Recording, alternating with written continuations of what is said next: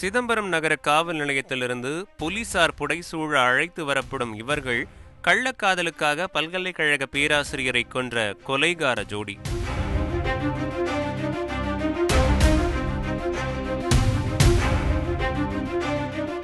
பகீர் கொலையை செய்ததோடு 10 ஆண்டுகளாக போலீசாரின் கண்ணில் மண்ணை தூவிவிட்டு பெங்களூருவில் குடும்பம் நடத்தி வந்திருக்கிறார்கள்.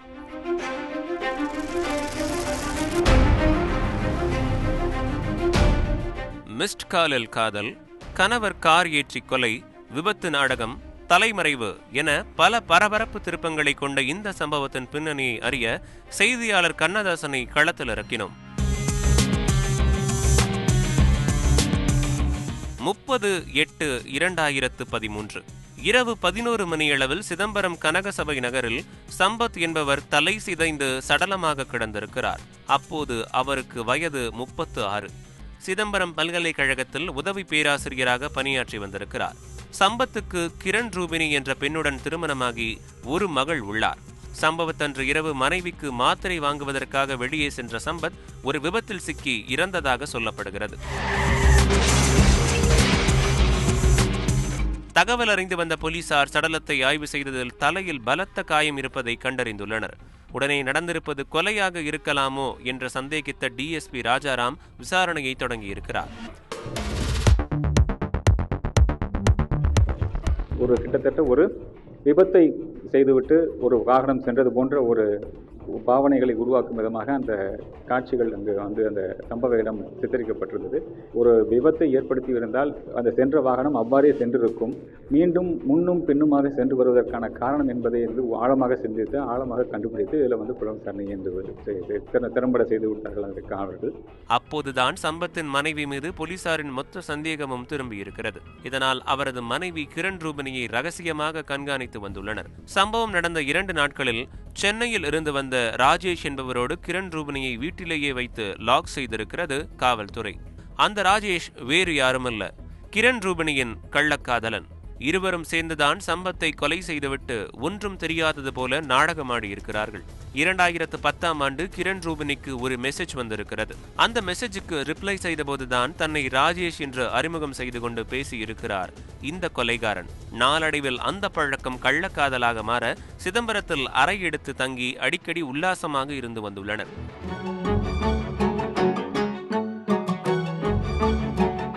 மேலும் ராஜேஷின் செலவுக்கு லட்சக்கணக்கில் பணத்தையும் கொடுத்திருக்கிறார் கிரண் ரூபினி. இந்த விஷயம் ஒரு நாள் சம்பத்துக்கு தெரியவர மனைவியை கண்டித்து செல்போனை பிடுங்கி வைத்திருக்கிறார்.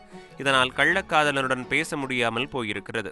அப்போதுதான் கிரண் ரூபினி அந்த முடிவை எடுத்திருக்கிறார். திருட்டு செல்போனை பயன்படுத்தி கள்ளக்காதலன் ராஜேஷை தொடர்பு கொண்டு கணவனை கொலை செய்யுமாறு கூறியிருக்கிறார். கொலைக்கு கொஞ்சம் செலவாகும் என்று ராஜேஷ் சொன்னதால் 2 தங்க வளையல்களையும் கழற்றி கொடுத்து அனுப்பி வைத்திருக்கிறார். அந்த வளையலை விற்ற பணத்தில் ஒரு காரை வாடகைக்கு எடுத்து நண்பர் அமீர் பாஷா என்பவரை துணைக்கு அழைத்து கொண்டு சிதம்பரத்திற்கு வந்திருக்கிறார் ராஜேஷ். சம்பவத்தன்று இரவு கிரண் ரூபினி நெஞ்சுவலியின நாடகமாடி மாத்திரை வாங்க சம்பத்தை வெளியே அனுப்பியிருக்கிறார். இவர்கள் திட்டமிட்டபடி ஏற்கனவே வெளியே காத்திருந்த அந்த ராஜேஷ் மற்றும் ஆமீர் பாஷா ஒரு அம்பாசிடர் காரிலே அவர்கள் வீட்டுக்கு அருகாமையிலே நின்று காத்திருக்கிறார்கள். காத்திருப்பவர்கள் அவர்கள் இவரை தொடர்ந்து தொடர்ந்து செல்கிறார்கள். ஒரு குறிப்பிட்ட 4 ரோடு சந்திப்பிலே இவரை வாகனத்திலிருந்து விழுத்தாட்டி கீழே தள்ளி ஒரு இரும்பு பைப்பை கொண்டு அவருடைய தலையிலே தாக்கி விழுந்த பிறகு மீண்டும் முழுமையாக இருந்து விட்டார் என்பதை ஊர்ஜிதம் செய்வதற்காக அந்த அம்பாசிடர் காரை கொண்டு முன்னும் பின்னுமாக வருமாறு ஏற்றி கொலை செய்திருக்கிறார்கள். விசாரணையின் முடிவில் ரூபினி, கள்ளக்காதலன் ராஜேஷ், கொலைக்கு உதவிய அமீர் பாஷா ஆகியோரை கைது செய்து சிறையில் அடைத்தனர். ஆனால் அடுத்த சில மாதங்களில் பிணையில் வெளியே வந்தவர்கள் அதன் பிறகு நீதிமன்றத்தில் ஆஜராகாமல் தலைமறைவாகி இருக்கிறார்கள். அந்த வழக்கு அப்போது பதிவு செய்யப்பட்ட போது நான் இந்த உட்கோட்டத்தினுடைய காவல் துணை கண்காணிப்பாளராக பணிபுரிந்து கொண்டிருந்தேன். அதில் இறுதி அறிக்கை தயார் செய்து இறுதி அறிக்கையும் நீதிமன்றத்தில் தாக்கல் செய்யப்பட்டது. ஆனால் என்ன காரணத்தினாலும் இந்த குற்றவாளிகள் எந்த ஒரு நிலையிலும் நாம் நீதிமன்ற விசாரணைக்கு ஆட்பட்டு விடக்கூடாது என்பதை நோக்கமாக எடுத்துக்கொண்டு தலைமறைவாகவே இருந்து வந்தார்கள். அப்போது இந்த வழக்கை விசாரித்த டிஎஸ்பி ராஜாராம் கடந்த 10 ஆண்டுகளில் பணி உயர்வு பெற்று எஸ்பி ஆகியிருக்கிறார். அதன் பிறகு முடிக்கப்படாத வழக்குகளை தூசி தட்டி எடுத்திருக்கிறார். காவல் கண்காணி வழக்குகளாக வந்தபோது நிலுவையில் இருந்த பல்வேறு வகையான வழக்குகளை ஆய்வு செய்தபோது இந்த வழக்கு இன்னும் அந்த பிடியாணை அவர்கள் மீதான இந்த பிடியாணை நிறைவேற்றம் செய்யப்படாமல் இருப்பதை கண்டுபிடித்து அந்த பிடியாணைகளை நிறைவேற்றம் செய்வதற்காக தனிப்படையினரை, அதாவது குறிப்பாக சிதம்பரம் உதவி காவல் கண்காணிப்பாளர் ரகுபதி மற்றும் காவல் ஆய்வாளர் ஆறுமுகம் அவர்களுடைய கற்பனையிலே ஒரு தனிப்படையினரை அமைத்து இந்த குற்றவாளிகளை பிடிப்பதற்கான முழு முயற்சி எடுத்துக்கொண்டோம். அதன்படி கடந்த 3 மாதங்களுக்கு பிறகு விழுப்புரத்தில் வைத்து அமீர் பாஷாவை போலீசார் மடக்கி பிடித்துள்ளனர்.